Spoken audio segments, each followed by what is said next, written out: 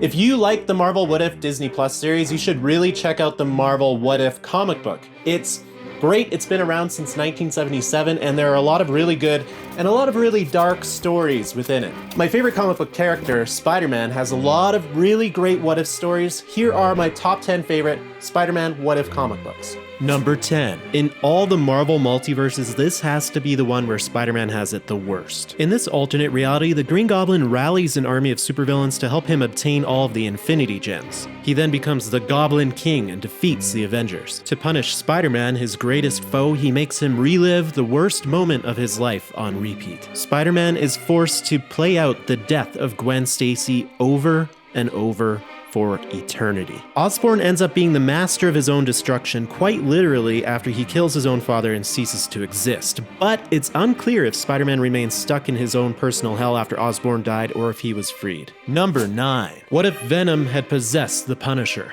In this reality, instead of bonding with Eddie Brock and becoming Venom after Spider-Man expels it from his body using church bells, the symbiote bonds with Frank Castle, who is at the church lighting candles for his dead wife and kids. Frank quickly realizes the suit responds to his commands, opting for the suit to create guns instead of webbing. He starts taking down the criminals of New York City, becoming more vicious with each passing day. One day when he's asleep, the symbiote takes control of his body and attacks Spider-Man, who is wearing a cloth version of his old symbiote costume. Spidey is defeated and about to be killed when the Punisher takes control and puts a stop to it. The Punisher continues his war on crime, killing Tombstone. His attack on the Kingpin is interrupted by Daredevil, but he's able to kill the Kingpin and escape. Daredevil, Spidey, and Moon Knight team up to stop the Punisher, who is now totally controlled by the symbiote. Spidey hits him with a sonic blaster, and Moon Knight recognizes there's a war happening inside of Frank's mind. Frank is able to talk to the symbiote and convince it to give him control. He then glides off into the night to punish criminals. Number 8. What if someone else got bit by the radioactive spider? This comic shows us glimpses into 3 alternate realities, but first, a lightning quick refresher on how Peter became Spider-Man in the comics. Peter attends a science demonstration, is bit by a radioactive spider, jumps out of the way of a car and discovers he has powers, and then invents web shooters for himself. He initially tries to capitalize on his powers by becoming a wrestler, but after a robber that he let run past him murders his Uncle Ben, he takes up crime fighting. In some of his early adventures, he saves J. Jonah Jameson's astronaut son and defeats supervillains like the Chameleon and the Vulture. Alright, the first alternate reality story is Flash Thompson. In this reality, Flash walks into a science demonstration with a babe on each arm and pushes Peter Parker out of the way, getting bit by the radioactive spider instead. Peter, observing this, picks up the radioactive spider to study it later. After the demonstration, Flash hurls a out-of-control car out of his way and, dumbfounded by his new strength, decides to test it out in a wrestling match, where he accidentally snaps Crusher Hogan's neck in a stranglehold. The police try to arrest Flash, but he jumps out of a window, learning he can cling to walls. Calling himself Captain Spider, he's able to defeat a few villains like the Chameleon. During a fight with the Vulture carries him into the sky and he loses his grip and plummets to the ground below, where Peter Parker, who is watching the spectacle, finds Flash dead. What if Betty Brant became Spider-Girl? In this alternate universe, Betty Brant is sent to cover a science exhibit where she gets bit by a radioactive spider instead of Peter Parker. The bite causes her to fall back into Peter's arms, who pulls the spider off of her.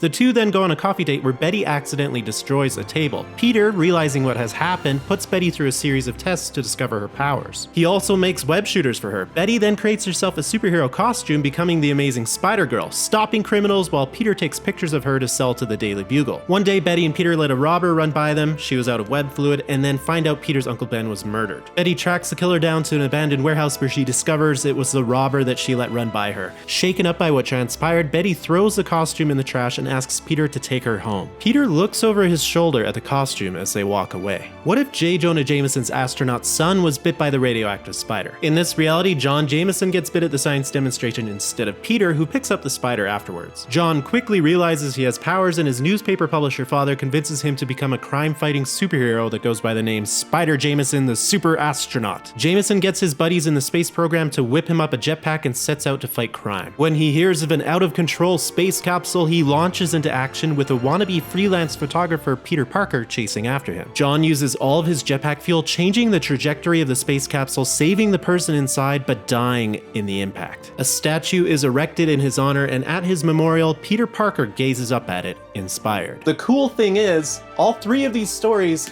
end the exact same way. An inspired Peter Parker investigates the irradiated spider that he saved and creates a serum that he drinks, giving himself powers and becoming Spider-Man. Number 7. What if the Venom symbiote had possessed Spider-Man? In the comics, the symbiote started controlling Spidey while he was asleep, and a rundown Peter gets checked over by Reed Richards of the Fantastic Four, who separates the symbiote from him with a sonic blaster. But in this alternate reality, the Fantastic Four are off-world on a mission. When Peter finally gets checked out a few days later, the symbiote has fully bonded with him and won't leave. Even Doctor Strange can't separate them, and Spidey breaks out of the Baxter Building. A while later, the symbiote finds the Hulk and abandons Peter for a more powerful form. The Avengers find Peter deathly ill and looking like he's 80 years old. Peter goes to visit Aunt May one last time, telling her he was a friend of Peter's before he dies of old age, surrounded by notes outlining a weapon he designed to take down the symbiote. Selling herself into the service of the Kingpin, the Black Cat gets that weapon made. The Avengers fight the symbiote, which jumps to Thor. Black Bolt is able to get the symbiote off of Thor. Reed Richards and Doctor Strange are working together to banish it to another dimension when the Black Cat shoots it with the weapon Peter designed, destroying it. Her revenge satisfied, she walks off, now a criminal working for the Kingpin. Number 6. What if Peter died instead of Gwen? In this alternate universe, instead of trying to web Gwen and accidentally snapping her neck after the Green Goblin threw her off the Brooklyn Bridge, Spidey is able to catch up to her and grab her, but the momentum causes him to collide with a pillar, snapping his neck as he shelters Gwen from harm. As police boats come to the rescue, Gwen takes the Spider-Man costume off of Peter and tells the police that he jumped in to try and save her. After Peter's funeral, Gwen goes into Peter's room and finds his costume. Inspired by Peter, she puts it on and almost web swings, but realizes it isn't going to end well without superpowers. She then tells Peter's roommate, Harry Osborn, that Peter was Spider-Man, and the two of them vow to work together to bring the Green Goblin down. They lure the Goblin to a construction site and trap him with a web bomb. Gwen points a gun at him, but she remembers Peter and realizes she can't go through with it. Suddenly, she's startled when Harry shoots the Goblin. Harry takes off the Goblin's mask and discovers he just killed his own father. Something inside of him snaps and he becomes the Green Goblin himself, blaming Gwen for his father's death. Gwen vows to stop the supervillain she accidentally created. Number 5. What if Aunt May was shot instead of Uncle Ben? In this alternate reality, Peter reveals to Uncle Ben that he is Spider-Man before going out to find Aunt May's killer. Ben follows Peter to a warehouse where he watches in horror as Aunt May's killer, terrified of Spidey, falls out of a window and dies. Not wanting Peter to get in trouble, Uncle Ben takes the blame and gets arrested. Peter then gets bounced around foster homes where he becomes bitter. When J. Jonah Jameson starts slandering him in the Daily Bugle, he dangles him over the street and threatens to kill him. Peter eventually lands himself in juvie for an unspecified crime. He quickly escapes, becoming homeless and stealing food and other essentials at night. He still stops supervillains as Spider-Man, but upon seeing the Green Goblin kill innocent bystanders, he stops holding back and nearly kills him. Peter decides to break Uncle Ben out of prison. Of course, Uncle Ben refuses to leave, and Peter confides in him, telling him that he let the burglar that killed Aunt May run past him. Uncle Ben tells him he can't change the past, but he can change the future. Peter turns his life around. He graduates from high school with honors, and when Uncle Ben is released from prison, he becomes his guy in the chair. Number 4.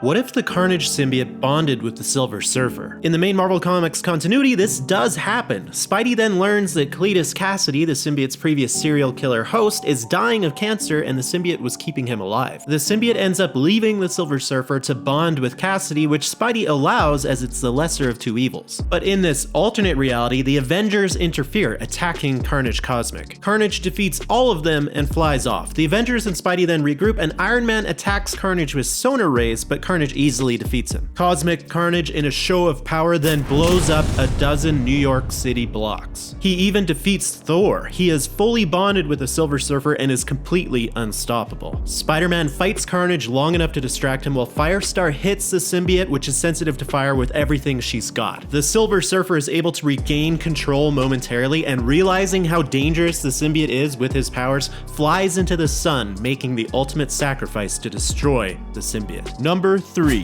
What if Spider-Man's evil parents succeeded? In the comics, Peter's parents, Richard and Mary, returned, telling Peter that they were never actually dead and were spies that had been trapped in a Russian prison. Aunt May is suspicious of them but doesn't say anything initially. It turns out that the parents were just life model decoys created by the Chameleon as part of a complicated plot by Harry Osborn to get revenge on Peter for killing his father. Comics are weird sometimes. In this alternate universe, Aunt May vocalizes her suspicions immediately, causing the decoys to attack, kill Aunt May and MJ, and escape after a short fight. Peter goes into a rage looking for them, outing himself as Spider-Man, and gets framed for Mary Jane and May's murder. Avoiding the Avengers, Peter tracks down the chameleon, who turns into MJ in an attempt to manipulate Peter. Enraged, Peter throws him through a window, which kills him, remarking there's no going back now. He finds his parents, and after an intense battle, he tackles them off of the roof, and Richard and Mary transform back into humans before being impaled. The Avengers and police show up, seeing what looks like confirmation that Peter is a murderer. Peter, utterly defeated, thinks of all the ways he could prove his parents were fakes, but Aunt May and MJ would still be dead. He doesn't see the point. Number 2.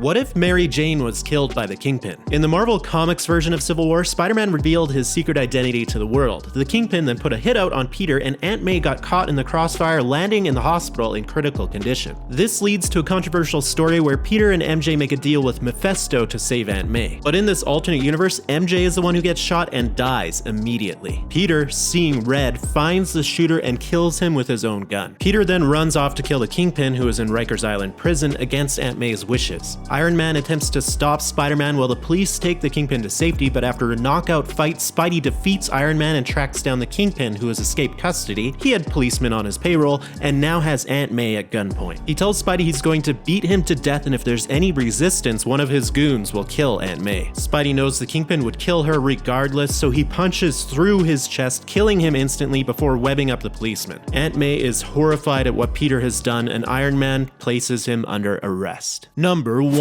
What if the Punisher killed Spider-Man? In the Punisher's first comic book appearance, he was tricked into thinking Spidey was a murderer by the Jackal, an old professor of Peter's that was obsessed with Gwen Stacy and blamed Peter for her death. In the main continuity, Spidey is able to defeat the Punisher, who then realizes that the Jackal is the villain. But in this alternate universe, after an initial attempt to kill Spidey, the Punisher learns about his spider sense. He decides to take a different approach, creating a Dr. Octopus decoy and planting a bomb inside of it. Spidey doesn't realize until it's too late that it's a bomb setting off his Spidey sense, not Doc Ock, and dies in the explosion. The Punisher spends the next couple weeks on the run from almost every hero in New York as they try to avenge their fallen comrade. A bunch of Spidey's villains throw a party in Frank Castle's honor, and he straight up murders all of them. Realizing that he was tricked and Spidey was innocent, he tracks down the Jackal, discovering his secret identity, but the police have caught up with him. You kill the professor and you'll be the next to drop. Then I only have one thing to say. See you on the other side, Jackal.